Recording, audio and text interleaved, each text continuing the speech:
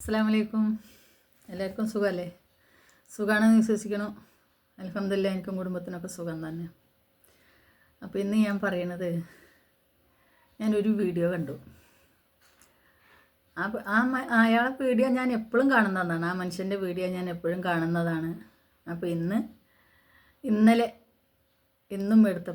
ഇന്നും എടുത്തപ്പോൾ വേറെ വിഷയമാണ് ചെയ്യുന്നത്. പക്ഷെ ഇന്നലെ എടുത്തപ്പോൾ ആ ഒരു വിഷയം. അപ്പോൾ എനിക്ക് അതിനെപ്പറ്റി ഒരു വീഡിയോ ചെയ്യണം എന്ന് തോന്നി. അതുകൊണ്ടാണ് ഞാൻ ഇങ്ങനെ ഒരു വീഡിയോ കൊണ്ടുവന്നത്.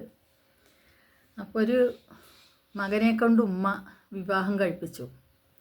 വിവാഹം കഴിപ്പിച്ച് ഒരു 2-3-4 മാസമായപ്പോൾ ഈ അമ്മായിമ്മയും മരുമോളും തമ്മിലുള്ള പ്രശ്നങ്ങൾ അവിടെ ആരംഭിച്ചു. എന്താണെങ്കിലും അങ്ങനെ ഒരു പ്രശ്നം ആരംഭിച്ചാൽ ഈ കല്യാണം കഴിച്ച ആൺകുട്ടിക്ക് വലിയ സ്വൈരമൊന്നും ഉണ്ടാവില്ല. കാരണം ഉമ്മാൻ്റെ ഭാഗം നിൽക്കണോ ഭാര്യയുടെ ഭാഗം നിൽക്കണോ? ഉമ്മാൻ്റെ ഭാഗം നിന്നില്ലെങ്കിൽ ഉമ്മ പണങ്ങും, ഭാര്യയുടെ ഭാഗം നിന്നില്ലെങ്കിൽ ഭാര്യ പണങ്ങും. അങ്ങനെ ശൈത്താൻ്റെയും കടലിൻ്റെയും നടുക്കാവും ഈ കല്യാണം കഴിച്ച ആൾ. അങ്ങനെ കുറച്ച് ദിവസം പിന്നെയും മുന്നോട്ട് പോയി പ്രശ്നങ്ങളായി. അപ്പോൾ ഉമ്മ പറഞ്ഞത്രേ, ഇവളാണ് നമ്മളെ കുടുംബത്തിൽ പ്രശ്നങ്ങൾ ഉണ്ടാക്കുന്നത്, അതുകൊണ്ട് ഇവളെ ഉപേക്ഷിച്ചിട്ട് നമുക്ക് നല്ലൊരു പെൺകുട്ടിനെ വിവാഹം കഴിച്ച് കൊണ്ടുവരാം എന്ന് പറഞ്ഞ് മനസ്സോടെയാണെങ്കിലും ഉമ്മാക്ക് വേണ്ടി ആ ചെറുക്കൻ ആ പെണ്ണിനെ മൊഴി ചൊല്ലി 2-3 മാസം കഴിഞ്ഞപ്പോൾ വേറൊരു വിവാഹം കഴിച്ചു. അത് ഉമ്മാൻ്റെ ഇഷ്ടപ്രകാരം ഉമ്മ പോയി കണ്ട് എല്ലാം ചെയ്തിരുന്ന ഒരു വിവാഹം കഴിച്ചു. കുറച്ച് ദിവസം കഴിഞ്ഞപ്പോൾ അവിടെയും തുടങ്ങി. അപ്പോൾ ഞാൻ പറയണ ഉസ്താദിൻ്റെ അടുത്ത്, ഉസ്താദ് പറഞ്ഞാൽ കേട്ടോ ഞാൻ പറയണം. അപ്പോൾ ഉസ്താദിൻ്റെ അടുത്ത് ഒരു ദിവസം വീട്ടിൽ നോക്കുമ്പോൾ ഇവർ 2 പേരും ഭാര്യയും ഭർത്താവും അവിടെ ചെന്നിരിക്കണമെന്ന് പറഞ്ഞു. ചെന്നിട്ട് പ്രശ്നങ്ങൾ ചോദിച്ചപ്പോൾ ഇവർ 2 പേരും കരയാണെന്ന് പറഞ്ഞു. പ്രശ്നങ്ങൾ ചോദിച്ചപ്പോൾ ആദ്യത്തെ വിവാഹം എൻ്റെ ഉമ്മ ഇങ്ങനെ പറഞ്ഞത് കാരണം കൊണ്ട് ഞാൻ ഉപേക്ഷിച്ചു. ഇപ്പോൾ 2ാമത് ഞാൻ വിവാഹം കഴിച്ചു. ഇവിടെയും പ്രശ്നങ്ങൾ ആരംഭിച്ചിരിക്കുന്നു. അപ്പോൾ ഇവളെയും ഉപേക്ഷിക്കാനാണ് ഉമ്മ പറയുന്നത്. നമ്മളെ കുടുംബത്തിൽ പ്രശ്നം ഉണ്ടാക്കുന്ന ഇവളാണ്, അതുകൊണ്ട് ഇവളെയും ഉപേക്ഷിക്കാനാണ് ഉമ്മ പറയുന്നത്. ഞാൻ എന്ത് ചെയ്യണം ഉസ്താദെ എന്ന് ചോദിച്ചുകൊണ്ടാണ് ഈ 2 പേരും അവിടെ എത്തിയതെന്ന് പറയണു. ചില ഉമ്മമാരങ്ങനെയാണ്, ചില അമ്മായിമ്മമാരങ്ങനെയാണ്. കാരണം അവനവൻ്റെ മക്കൾ ടൂറ് പോകണം, ആഘോഷിക്കണം, ഡ്രസ്സ് എടുക്കണം, എപ്പോഴെപ്പോഴും വീട്ടിലേക്ക് വിരുന്ന് വരണം. വന്നില്ലെങ്കിൽ ഒരാഴ്ച കണ്ടില്ലെങ്കിൽ നീ 10-15 ദിവസം അതിലേ പോയിട്ട് നീ വന്ന് ഇവിടെ കുറച്ച് ദിവസം നിൽക്ക്, എന്നിട്ട് പോയാൽ മതി. അപ്പോഴേ നിനക്ക് വലിയ നില ഉണ്ടാവുകയുള്ളൂ. അല്ലെങ്കിൽ നിനക്ക് വലിയ നില ഉണ്ടാവില്ല. അവിടെ തന്നെ കെട്ടിക്കാത്ത് അവരെ വേലക്കാരിയായിട്ട് നീ കിടക്കണ്ട എന്ന് പറയും. ഇത് ഞാൻ ചിലപ്പോൾ പറയുമ്പോൾ പല അമ്മായിമ്മമാർക്ക് എന്നോട് ദേഷ്യം തോന്നണ്ട. കാരണം എന്താ വെച്ചെങ്കിൽ എനിക്ക് കുറേ ആൾക്കാരെ, ഉസ്താദ് പറഞ്ഞ മാതിരി തന്നെ കുറേ ആൾക്കാരെ എൻ്റെ കൺമുമ്പ് കണ്ട അനുഭവങ്ങൾ എനിക്കുണ്ട്. ഞാനും എൻ്റെ ചെറിയ ബുദ്ധി തോന്നിയത് ഞാനും പറഞ്ഞു കൊടുത്തിട്ടുണ്ട്. ഈ മരുമക്കളായിരിക്കാം നമ്മളെ നാളെ നോക്കേണ്ടത്. കാരണം നമ്മളെ പെൺമക്കൾ കല്യാണം കഴിച്ച് അടുത്ത വീടുകളിലേക്ക് പോയ മക്കളാണ്. അവർക്ക് എപ്പോഴും വന്ന് നമ്മളെ നോക്കാനോ നമ്മളെ ശുശ്രൂഷിക്കാനോ, നമുക്കൊരസുഖം വന്ന് 10 ദിവസം നമ്മൾ കടന്നു കഴിഞ്ഞാൽ നമ്മളെ നോക്കാനോ അവർക്ക് പറ്റിയെന്ന് വരില്ല. കാരണം അവരെ ഭർത്താക്കന്മാർ അതിന് സമ്മതിക്കില്ല. സമ്മതിക്കുന്ന ഭർത്താക്കന്മാരുണ്ട്, സമ്മതിക്കാത്ത ഭർത്താക്കന്മാരുണ്ട്. അപ്പോൾ നമ്മൾ ചെയ്യേണ്ടത് നമ്മളെ വീട്ടിൽ വന്ന മരുമക്കളോട് അവരെന്തോ ചെയ്തോട്ടെ, അവർ ടൂറ് പോകട്ടെ. ഇന്നത്തെ കാലത്ത് ആരാ ടൂറ് പോകാതിരിക്കുന്നത്? ഇന്നത്തെ കാലത്ത് ആരാ ഡ്രസ്സ് എടുക്കാതിരിക്കണം, ആഘോഷിക്കാതിരിക്കണത്? എല്ലാവരും ഏറ്റവും കൂടുതൽ ദൂരെ എവിടെയാണോ പോകാൻ പറ്റുന്നത് അങ്ങനെയാണ് ഇപ്പോഴത്തെ കാലത്ത് വിവാഹം കഴിഞ്ഞ മക്കൾ ടൂറ് നടക്കുന്നത്. അപ്പം അതേപോലെ നമ്മളെ മക്കളെയും കൊണ്ട് നമ്മൾ വിവാഹം കഴിച്ചു കൊടുത്താൽ അവരെ വീട്ടിൽ പോയിട്ടുണ്ടെങ്കിൽ അവരും പോകുന്നുണ്ട്. അപ്പം അത് നമ്മളെ മക്കൾ പോയിക്കോട്ടെ, കുഴപ്പമില്ല. പക്ഷെ നമ്മളോടെ വന്ന പെൺകുട്ടികൾ പോകാൻ പാടില്ല. അവനെയും കൂട്ടി തണ്ടാൻ നടക്കുകയാണ്, അവനെയും കൂട്ടി ടൂറിന് നടക്കുകയാണ്, കുടുംബത്തിൽ നിൽക്കണില്ല. ഇങ്ങനെയുള്ള പ്രശ്നങ്ങളൊക്കെ വരുമ്പോഴാണ് ഈ അമ്മായിമ്മമാർക്ക് ഇങ്ങനെയുള്ള ചിന്തകൾ വരുന്നത്. അപ്പോൾ നമ്മളെ മക്കൾ ജീവിക്കുന്നത് മാതിരി അവരും സന്തോഷത്തോടെ ജീവിക്കട്ടെ. ഉസ്താദ് പറഞ്ഞ മാതിരി തന്നെ കുറച്ച് കാലത്തെ ജീവിതമേ നമുക്ക് ഉള്ളൂ ദുനിയാവിൽ.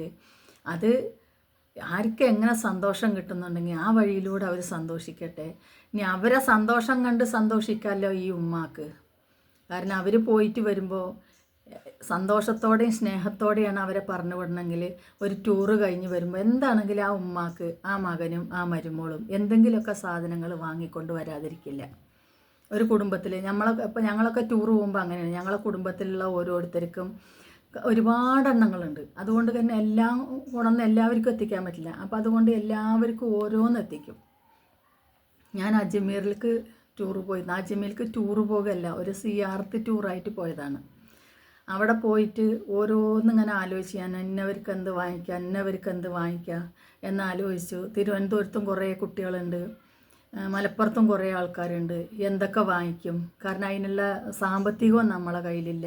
എന്നാൽ നമ്മൾ വന്നിട്ട് പോകുമ്പോൾ എന്തെങ്കിലുമൊക്കെ ഒന്ന് അവർക്ക് കൊണ്ടേ കൊടുക്കും വേണം എന്ന് വിചാരിച്ചപ്പോൾ ഞാൻ എൻ്റെ മാപ്പിളിനോട് പറഞ്ഞു, എൻ്റെ ഉമ്മാക്ക് എന്തെങ്കിലും ഒന്ന് വാങ്ങണമല്ലോ എന്ന് പറഞ്ഞപ്പോൾ എൻ്റെ മാപ്പിള എന്നോട് പറഞ്ഞു, ഉമ്മാക്ക് നല്ലൊരു തെസ്ബി വാങ്ങിക്കോ, അതാണ് നല്ലതെന്ന്. അങ്ങനെ വലിയൊരു തെസ്ബി, 1001 മണിയുള്ള ഒരു വലിയ തെസ്ബി വാങ്ങിക്കൊടുന്നു. പിന്നെ മറ്റുള്ള കുട്ടികൾക്കൊക്കെ ചെറിയ മുടിക്കൊടുപ്പ്, ചെറിയ റിങ്ങിൻ്റെ മരത്ത വളകൾ, പിന്നെ ചിലവർക്ക് ഷാളുകൾ, ചെറിയവർക്ക് ക്ലിപ്പുകൾ, അങ്ങനെ പറ്റാവുന്നത് മാതിരി എല്ലാവർക്കും വാങ്ങി. തിരുവനന്തപുരത്തുള്ളവർക്കും വാങ്ങി, ഇവിടെ ഉള്ളവർക്കും വാങ്ങി. അപ്പോൾ നമ്മൾ സന്തോഷത്തോടെ അവർ നമ്മളെ പറഞ്ഞേക്കുകയാണെങ്കിൽ നമുക്ക് ഒരു സന്തോഷം ഉണ്ടാവും. അവർക്ക് എന്തെങ്കിലുമൊക്കെ വാങ്ങിക്കൊടുക്കണം എന്നുള്ളൊരു സ്നേഹം നമുക്കും തോന്നും. അപ്പോൾ അതുകൊണ്ട് കഴിയുന്നതും അവരെ കുറ്റം പറയാതെ അവരെ സന്തോഷത്തിലൂടെ നമ്മളും കൂടി സന്തോഷിച്ച് അങ്ങനെ പോകുന്നതാണ് നല്ലത്. കാരണം നാളെ നമ്മളെ സംരക്ഷിക്കേണ്ടതും നമ്മൾക്കൊരു ഗ്ലാസ് വെള്ളം തരേണ്ടതും അവരാണ്. നമ്മളെ മക്കൾ എപ്പോഴും നമ്മളെ കൂടെ ഉണ്ടായെന്ന് വരില്ല. മരുമക്കളാണെങ്കിൽ അവരും ഉണ്ടാവും. അപ്പോൾ അവരോട് നല്ല സ്നേഹത്തിൽ നിൽക്കുകയാണെങ്കിൽ നമ്മൾക്കതൊന്നും കണ്ടില്ല കേട്ടില്ല എന്ന് പറഞ്ഞ് ഇവിടെ അവരെ സ്നേഹം, അവരെ സന്തോഷം അവരാഘോഷിക്കട്ടെ. കുറച്ച് കാലമല്ലേ അവരാഘോഷിക്കട്ടെ. അത് കഴിയുമ്പോൾ 1 or 2 മക്കളാകുമ്പോൾ ഈ ഉമ്മ ഇരുന്ന മാതിരി തന്നെ അവരും ഇരിക്കും. കാരണം പിന്നെ അവർക്ക് കുട്ടികളെ കാര്യമായി, മദ്രസയിൽ പോക്കായി, സ്കൂളിൽ പോക്കായി, ലീവ് ഉണ്ടാവില്ല. സ്വന്തം കുടുംബത്തിലേക്ക് തന്നെ എപ്പോഴെങ്കിലും ഉള്ളൂ ഒന്ന് പോയിട്ട് വരാൻ പറ്റും. ഇപ്പോൾ നമ്മളവിടെയൊക്കെയുള്ള കുട്ടികൾ അങ്ങനെയാണ്. ആദ്യമൊക്കെ എപ്പോഴും വന്നിരുന്നു. ഇപ്പോൾ കുട്ടികളെയൊക്കെ മദ്രസയിലും സ്കൂളും ചേർത്തതിന് ശേഷം അവർക്ക് തീരെ വരാൻ പറ്റുന്നില്ല എന്ന് തന്നെ വേണമെങ്കിൽ പറയാം. ഒരു വെള്ളിയാഴ്ച മദ്രസ ലീവ് ഉണ്ടെങ്കിൽ ഒരു വ്യാഴാഴ്ച വൈകുന്നേരത്താകുമ്പോൾ വരിക, വെള്ളിയാഴ്ചയും കഴിഞ്ഞ് വെള്ളിയാഴ്ച വൈകുന്നേരത്തോ അല്ലെങ്കിൽ ശനിയാഴ്ച അതിരാവിലെ തിരിച്ച് അവരെ ഇതിൽ പോവുക. കുട്ടികളെ മദ്രസ മുടങ്ങും, സ്കൂളും മുടങ്ങും എന്ന് പറഞ്ഞ്. അപ്പോൾ അങ്ങനെയൊക്കെയുള്ള സ്നേഹത്തോടെ നിൽക്കുകയാണെങ്കിൽ ആ ഉമ്മമാരോടും ആ മരുമക്കൾക്ക് നല്ല സ്നേഹം തന്നെയായിരിക്കും.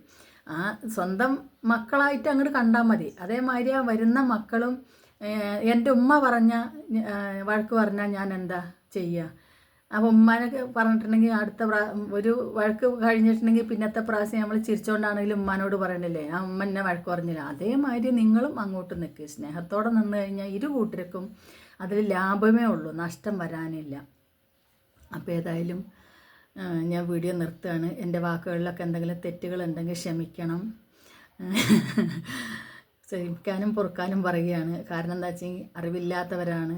അതുകൊണ്ട് എന്തെങ്കിലും തെറ്റും വാക്കിൽ പിഴവൊക്കെ വന്നിട്ടുണ്ടെങ്കിൽ ക്ഷമിക്കുക. അപ്പോൾ എല്ലാവർക്കും, എൻ്റെ വീഡിയോ കാണുന്നവർക്കും എൻ്റെ സബ്സ്ക്രൈബേഴ്സിനും എല്ലാവർക്കും ഈമാനും മാഫിയത്തും ദീർഘായുസ്സും ഉണ്ടാകട്ടെ. മരിക്കുമ്പോൾ അള്ളാഹു ഈമാനോടുകൂടി മരിപ്പിക്കട്ടെ എന്ന് ദുആ ചെയ്യുന്നു. അസ്സലാമു അലൈക്കും.